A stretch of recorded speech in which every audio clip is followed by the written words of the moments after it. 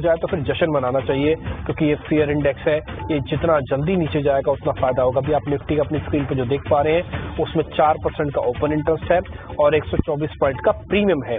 इसलिए बहुत इंपॉर्टेंट है ये जानना समझना कि अब क्या किया जाए जब बाजार के अंदर दोनों तरफों से एक एक रिपोर्ट दे दी गई है। अडानी ग्रुप से भी और हिंडनबर्ग की रिपोर्ट भी मार्केट के सामने है। अजीत मिश्रा आज के मेहमान मेरे साथ जुड़ चुके हैं, उनसे जरा करते हैं बातचीत। अजीत सर बहुत बहुत शुक्रिया, थैंक यू वेरी मच। बाजार के पास एक ऐसी जगह पर आके खड़ा हुआ है कि ऐसा नहीं कि जाने के लिए पॉइंट्स नहीं है, हो सकता है हाँ, और आने के लिए भी एक स्मार्ट रिकवरी है क्योंकि सामने बजट है। अगर हम ये वाद विवाद चलता हुआ देखते हैं तो मार्केट धीरे धीरे करके इसको इग्नोर करने लग जाएगा हाँ, तो उसके बाद क्या बजट एक बड़ा ट्रिगर हो सकता है जो 48 घंटे बाद ही आ जाएगा।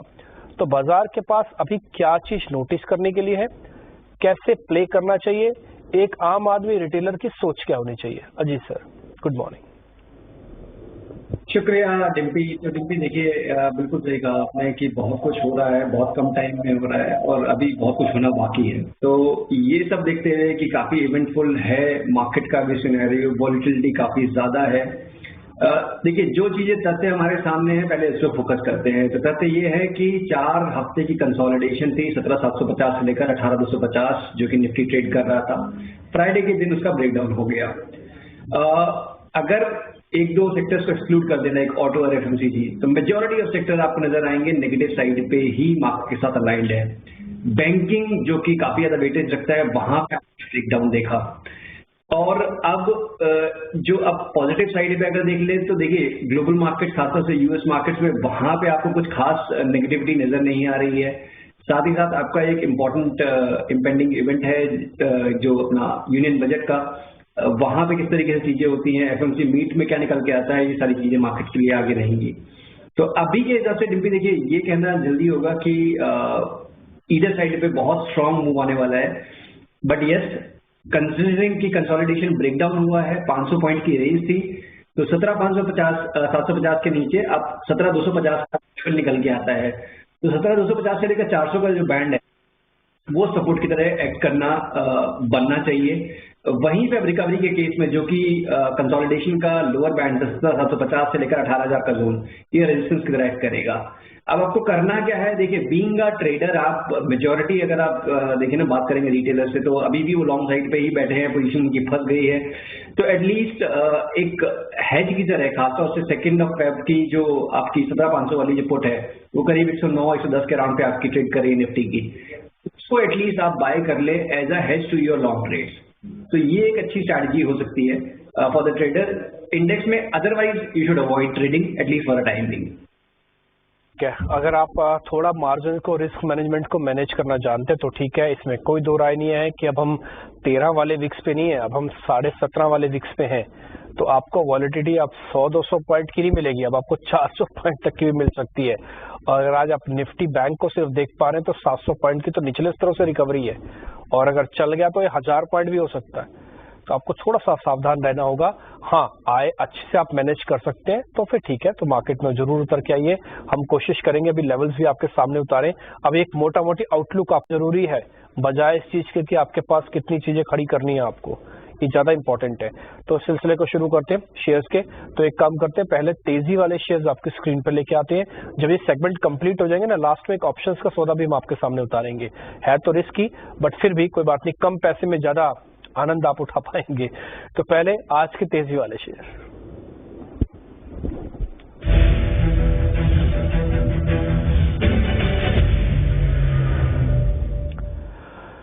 ताजा खरीदारी वाले शेयर जो आपकी स्क्रीन पर है उसमें बजाज फिनसर्व है। आपको मालूम है बजाज फाइनेंस के नंबर के बाद ये दोनों भाई हैं, फिनसर्व फाइनेंस, दोनों चलते हैं 2.5% ऊपर है। वैसे भी आपको मैं कई दिनों से नोटिस करवा रहा हूँ, अगर आप हमारे पुराने बुलेटिन को रिपीट कर करके भी देखेंगे तो आपको एक चीज तो पक्का लग जाएगी कि बजाज ग्रुप के शेयर से अभी फिलहाल शॉर्ट ना कीजिएगा। इसमें अच्छा कंसोलिडेशन हो चुका, पुल बैक करेंगे। अब रिजल्ट का भी ट्रिगर है, वो एक आगे अलग बात है। अजीत सर, एक तो बजाज फिनसर्व चेक कर लो आप, एक तो इस शेयर के अंदर हमको क्या करना चाहिए, और दूसरा है वोल्टास का शेयर, इन दोनों में क्या करें?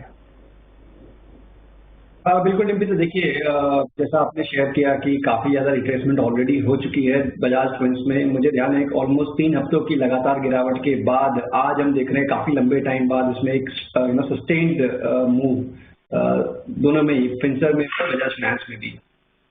देखिए बजाज फाइनेंस थोड़ा सा ज्यादा तेज लग रहा है मुझे, अपने 20 दिन के एक्सपेंशन मूव एवरेज को ऑलरेडी टेस्ट कर चुका है। फिनसर्व में अभी भी रूम बचा हुआ है, करीब 1390 से लेकर 1400 का जोन है वो 20 EMA के पास आता है, तो वहां तक के लिए करीब 50 पॉइंट के लिए अभी भी इसमें पॉसिबिलिटी है एक रिबाउंड की।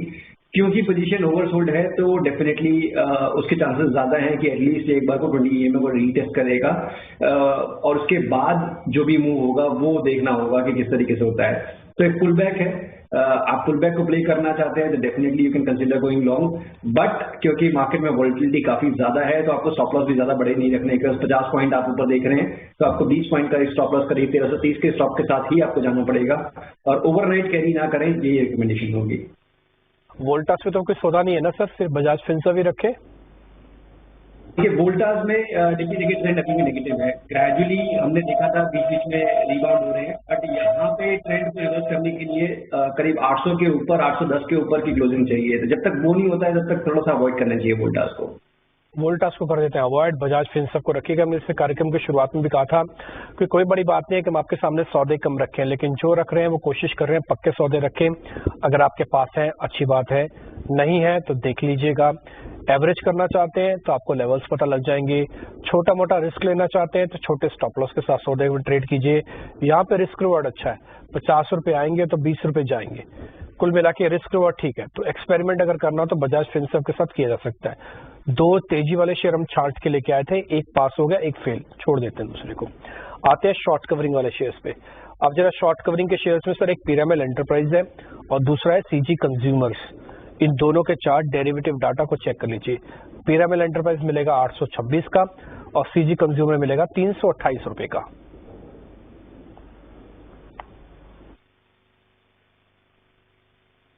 देखिए सीजी कंज्यूमर मेरे पास नहीं आ रहा है, बट पिरामिड एंटरप्राइज के बारे में डेफिनेटली मैं बात कर सकता हूँ कि यहाँ पे भी आपको एक चीज जो बहुत क्लियर नजर आ रही है कि डाउन साइड कैप हो गया है, बिकॉज मल्टीपल अटेम्प्ट हो चुके हैं इसमें करीब 800 के लेवल को डिफेंड करने के, और आज हम इसमें काफी अच्छी रिकवरी देख रहे हैं। तो मुझे लगता है कि रिकवरी एक्सटेंड होनी चाहिए अगर ये 850 के ऊपर निकलता है तो यहाँ पे मेरी रिकमेंडेशन ये होगी, क्योंकि अभी भी कंसोलिडेशन में लोअर बैंड के पास ही है, थोड़ा सा वेट करना चाहिए कंफर्मेशन का। अगर 850 के ऊपर निकलता है then definitely you can attempt long. उस केस में आपको नजर आएगा स्टॉक करीब 920 से लेकर 930 तक के लेवल्स को रीटेस्ट करते हुए, तो उस केस में आप करीब 820 का स्टॉप लॉस के साथ उसको बना सकते हैं लॉन्ग, बट ओनली अबव 850।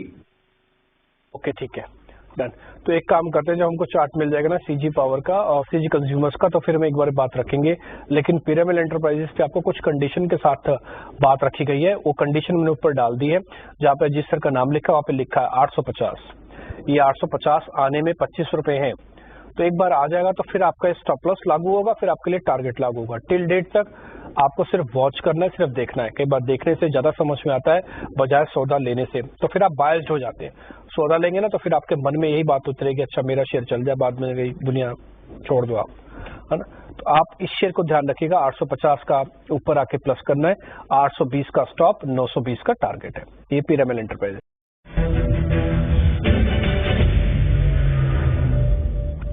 हमने एक थोड़ा खतरनाक सा शेयर चुन लिया सर आज मंदी वाले लिस्ट में, हुआ है इंडसइंड बैंक। अगर मार्केट में सब कुछ ठीक रहा तो ये शेयर भी पीछे नहीं हटेगा, ये बहुत जोर से शॉर्ट कवरिंग कराएगा जिसके लिए जाना जाता है टिपिकली। और दूसरा पावर ग्रिड, ये शेयर ठीक है क्योंकि ये थोड़ा लग रहा है कि बियर ग्रिप में आ चुका है अच्छे से, तो इसको मेहनत ज्यादा करनी पड़ेगी पावर ग्रिड को ऊपर आने में। इंडसइंड में रिस्क फैक्टर है थोड़ा सा, आप दोनों शेयर्स को चेक कर लीजिएगा, मंदी वाले शेयर है सर। बिल्कुल तो देखिए गिरावट काफी शार्प हुई है। टू बी ऑनेस्ट, अगर आप 4 दिन पहले अगर किसी से पूछते इंडसइंड बैंक के बारे में तो डेफिनेटली आपको पॉजिटिव व्यू शेयर करते, बिकॉज एक रेंज में अपने अपर बैंड के पास कंसोलिडेट कर रहे थे। पिछले 3 दिनों में पूरी शक्ल बदल गई है स्टॉक की। जो एक कंसोलिडेशन का बैंड था करीब 1125 से लेकर 1250, उसको उसने ब्रेक कर दिया है। आज अपने 200 दिन एक्सपोनेंशियल मूविंग एवरेज के भी नीचे निकल गया है। तो कोई ऐसी चीज नहीं है कि जो कि पॉजिटिविटी दिखा, बट क्या यहाँ पे शॉर्ट करना है? मेरे हिसाब से नहीं, बिकॉज ऑलरेडी आपने काफी ज्यादा इसमें डैमेज देख लिया है। तो कोई भी रिबाउंड आएगा अगर 1125 से लेकर 1130, वो एक अच्छी शॉर्टिंग अपॉर्चुनिटी होगी। उससे पहले मेरे हिसाब से यहाँ पे रिस्क रिवॉर्ड आपको फेवरेबल नहीं है, और 1040 1050 के अराउंड पे आपको सपोर्ट दिख रहे हैं। डन। सर ये दूसरा जो शेयर है हमारा, उस पर जरा ध्यान देंगे आप, पावर ग्रिड पे। पावर ग्रिड में भी डिम्पी एक कंसोलिडेशन रेंज ही है और आज ही अपने 200 दिन के एक्सपोनेंशियल मूविंग एवरेज के नीचे स्लिप कर रहा है। मेरे हिसाब से यहाँ पे डेफिनेटली आपको एक प्रेशर देखने को मिल सकता है, जो स्टॉक को करीब 200 से लेकर 198 तक के लेवल्स लेके चला जाए। तो यहाँ पे आप 215 के स्टॉक के साथ अटेम्प्ट कर सकते हैं एक शॉर्टिंग पोजीशन। ओके ठीक है, यहाँ पे एक शॉर्टिंग आपको अपॉर्चुनिटी मिले। जैसे मैं आपके शुरुआत में भी कह रहा था कि इंडसन बहुत तेजी से टूटा हुआ शेयर है, थोड़ा रिस्की होगा, हमने इसको कैटेगरी में डाला क्योंकि डाटा यही कह रहा है कि मंदी है। लेकिन अगर आप एक्चुअली में बियर ग्रिप में देखेंगे ना शेयर को, तो पावर ग्रिड है, इसलिए इसको थोड़ी मेहनत करनी पड़ेगी ऊपर आने में। जब तक 215 के ऊपर नहीं आता तो ठीक नहीं होगा, इसकी तबीयत खराब रहेगी। और कोई बड़ी बात नहीं है कि 200 198 तक भी चला जाए। अब आपकी बात आती है कि क्या इस मार्केट में हमको शॉर्ट खोलने चाहिए, तो बाजार तेजी से टूट चुका है, कि हमको शॉर्ट्स रखने चाहिए। देखिए ये फैसला ना आपको बहुत हद तक कैलकुलेट करना होगा। अगर आपके पोर्टफोलियो में कोई शॉर्ट नहीं है तो वो भी गलत बात है। अगर आपके तेजी के बहुत ज्यादा ओवरफ्लो आपने कर रखा है तो वो भी गलत बात है। अगर आपने तेजी ले रखी है कोई बड़ी बात नहीं, आप उसको हेज कीजिए किसी न किसी चीज से, ऑप्शन से कीजिए, फ्यूचर से कीजिए, किसी स्टॉक से कीजिए। अगर ये सब नहीं कर पा रहे हैं, नहीं समझ में आ रहा है, नहीं पता चल पा रहा है, तो फिर एक काम जरूर कीजिए जो आपके हाथ में है, जिसमें कोई ज्यादा स्टडी की जरूरत नहीं है, वो है लो वॉल्यूम। वॉल्यूम को कम कर दो, जितना हो सके कम से कम सौदे मार्केट के अंदर रखो, ताकि जब आपको बाजार ऐसे हिलाता है ना तो आप उसमें से छटक के बाहर ना निकल जाए, अब मार्केट में ही रहें। तब आगे बढ़ते हैं। खैर अनवाइंडिंग के 2 शेयर्स भी मैं आपके सामने रख देता हूं, वो है सर सेल और सन टीवी। जरा इनको भी जरा चेक कर लो सर आप। देखिए डिम्पी, अगर सेक्टर्स में बात करें तो मेटल एक ऐसा सेक्टर था कुछ टाइम पहले तक जो कि अपने रिकॉर्ड हाइट्स पे था। लास्ट वीक इसमें प्रॉफिट टेकिंग देखने को मिली है, तो उसका असर दिख रहा है अक्रॉस दी मेटल काउंटर्स में। जो टॉप परफॉर्मिंग नेम्स थे वहां पे भी आपको प्रेशर दिख रहा है, चाहे वो JSW स्टील हो, जिंदल स्टील हो। सेल एनीवेज अंडर परफॉर्म कर रहा था इस पर्टिकुलर पैक में, तो मेरे हिसाब से थोड़ा बहुत अंडर परफॉर्मेंस कंटिन्यू रहेगी। बट यहाँ पे जाने के लिए भी कुछ नहीं है, 84-85 का जोन है, वहां पे आपको मल्टीपल मूविंग एवरेजेस का सपोर्ट है, प्लस कंसोलिडेशन जो रेंज है उसका भी आपको सपोर्ट मिल जाएगा। तो यहाँ पे भी मेरे हिसाब से आपको रिस्क रिवॉर्ड उतना फेवरेबल नहीं मिलेगा। दूसरा नाम एक बार आप शेयर करेंगे तो फिर इसको भी चेक कर लेता हूँ मैं। Sun TV sir, clear cut breakdown है फ्रॉम अ डिस्ट्रीब्यूशन पैटर्न। अगर आप डेली चार्ट पे देखेंगे तो आपको एक हेड एंड शोल्डर नजर आएगा, जहां पे कि का ब्रेकडाउन हाल फिलहाल में हुआ। एक running inverted head and shoulder था जिसका ब्रेकडाउन अभी हाल फिलहाल में हुआ है, करीब 470 के नीचे अभी आया है। तो यहाँ पे डेफिनेटली प्रेशर कंटिन्यू रहेगा। और बट यहाँ पे भी शॉर्ट करने के लिए मेरे हिसाब से जिस तरीके से फॉल आया है, एक रिकवरी, एक रिबाउंड की पॉसिबिलिटी इंट्राडे में बनती है, जहाँ पे कि स्टॉक आपको आज नहीं तो कल एक बार 465 का जोन दिखा सकता है। तो वहां पे आप शॉर्ट करिए। 475 का स्टॉप लॉस रहेगा, 440-430 के पोजीशन टारगेट्स के लिए। और जिस पर फिर एक काम कीजिए, अपनी जरा ट्रेडिंग कॉल्स हमारे सामने रखिए, फिर हम कुछ समय बचेगा तो और सौदे पता करेंगे। बिल्कुल। तो डिम्पी देखिए, जैसे कि हमने शुरुआत में बात की कि मार्केट के टोन के साथ रखना है। IT अभी भी हमको स्टेबल लग रहा है, ऑटो हमको अभी भी स्टेबल लग रहा है। तो फोकस एरिया अगर आप लॉन्ग साइड में देख रहे हैं तो प्लीज इन्हीं सेक्टर्स पे अपना फोकस रखिए। परसिस्टेंट हमने कुछ टाइम पहले बात की थी, काफी अच्छा मूव ऑलरेडी आ चुका है। कोफोर्ज मुझे लग रहा है ऑलमोस्ट आइडेंटिकल है और उस तरीके के ट्रेंड देखने को मिलने चाहिए। तो यहाँ पे आप 45-40 तक के टारगेट्स देख सकते हैं। 4250 का स्टॉप लॉस रख के आप उसको लॉन्ग कर सकते हैं। वहीं पे ONGC की तस्वीर है, ये एक ट्रेंड लाइन ब्रेकडाउन देखने को मिला है ONGC में। 149.50 का आपका स्टॉप लॉस रहेगा, 136 तक के टारगेट्स में पॉसिबिलिटी दिख रही है कि आपको आने वाले दिनों में दिख जाएंगे। एंड लास्टली, जैसे मैंने बताया था शो की शुरुआत में, 500 वाली पुट February 2 की, ये as a hedge to your long position आपको रखनी चाहिए। करीब 16-17 के अराउंड पे ट्रेड कर रही है, 60 रुपए का स्टॉप लॉस मेंटेन करिए, टारगेट्स 240 के। बट अगर आप इसको हेज की तरह रख रहे हैं then you should let that even unfold. मतलब जब भी आपका बजट हो जाता है, उसके बाद FOMC मीट का भी जो रिएक्शन आ जाता है, तो फिर सेकंड को आप मॉर्निंग में इसको देखिएगा कि किस तरीके से आपको इसको अनवाइंड करना है या फिर इसको होल्ड और shift to the next expiry. Sir एक बार ना मेरे को लेवल्स वापस से बताना है। 17,500 की स्ट्राइक है, उसकी पुट है, और उसके लेवल्स। बिल्कुल। तो देखिए, ये अभी डिप्पी अभी 17,120 पे आ चुकी है इनफैक्ट। तो यहाँ पे आप 60 रुपए का स्टॉप लॉस रखेंगे और 240 का टारगेट, अगर कोई प्योरली इसको प्ले कर रहा है as a trading position.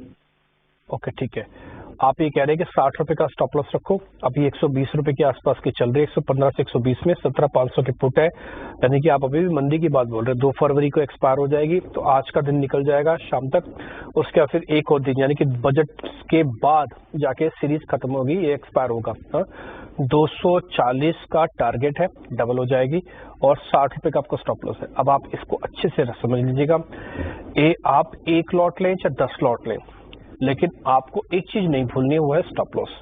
Extreme volatility है मार्केट के अंदर, इवेंट बेस्ड वॉलेटिलिटी है, पता नहीं एक तरफा कहां हो जाए मार्केट, तो इसलिए आप थोड़ा संभल कर ट्रेड कीजिएगा। पुट और कॉल दोनों में ही जो काम कर रहे हैं। 60 रुपए का स्टॉप लॉस, 240 का टारगेट, 17,500 की पुट 115 रुपए मिलेगी, 60 रुपए जाएंगे और डबल होके आएंगे, तो ये कुल मिला के आपके लिए ट्रेड है।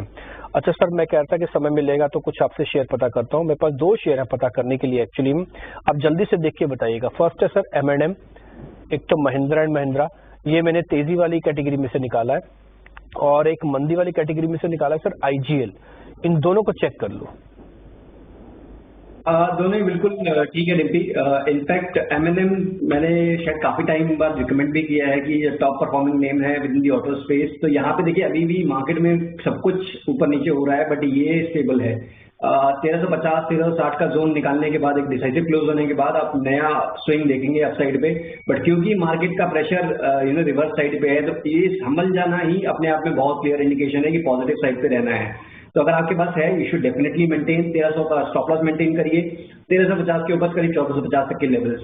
IGL में देखिए आज ये 200 डेज EMA को टेस्ट करके एक बाउंस करने की कोशिश कर रहा है, बट टोन नेगेटिव है। मेरे हिसाब से यहाँ पे आप रिटर्न कर सकते हैं शॉर्टिंग पोजीशन, करीब 422 का आप स्टॉप लॉस मेंटेन करिए, और 410 के नीचे दोबारा 390 तक के टारगेट्स आपको देखने को मिल जाएंगे। ठीक है, तो IGL भी आप वीक कह रहे हैं, M&M में आप बुलिश हैं, क्योंकि ऑटोस के अंदर साइन साफ दिख रहे हैं, इसलिए ऑटोस में आप एक पक्के वाला शेयर M&M, इसको ध्यान रख सकते हैं। वैसे कहा जाता है इस साल तो टाटा मोटर्स का साल है, लेकिन फिर भी M&M Tata Motors combine efforts भी हो सकता है। दूसरा, ना जाने गैस वाले स्टॉक्स को क्या हो गया, IGL का भी स्ट्रक्चरल ब्रेकडाउन है, और आपने भी कोई पॉइंट नहीं छोड़ा एकदम से इस IGL को, अभी भी कह रहे हैं कि आप शॉर्ट कर सकते हो, और आपकी तो लिस्ट में बकायदा ONGC शॉर्ट है।